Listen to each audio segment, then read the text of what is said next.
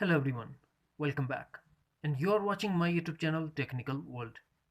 Today in this video, I'm going to show you how to fix Bluetooth grayed out or unavailable on iPhone and iPad after the updating of iOS.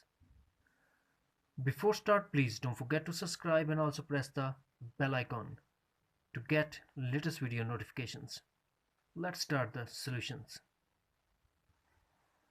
The first thing that we have to do, launch settings, enable airplane mode. Now lock your iPhone for a couple of minutes and disable airplane mode. Now we go for solution number 2.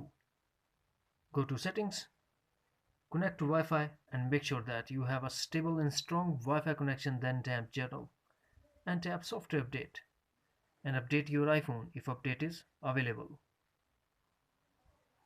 Solution number 3. Go to settings and tap general. Now tap shutdown, drag the slider to power off, wait for a couple of minutes and turn on your iPhone. Solution number 4. Go to settings and tap general. Now scroll down and tap reset. Now tap reset all settings, put your iPhone passcode and tap again reset all settings in pop-up window to confirm your action. Solution number 5. Force restart your iPhone.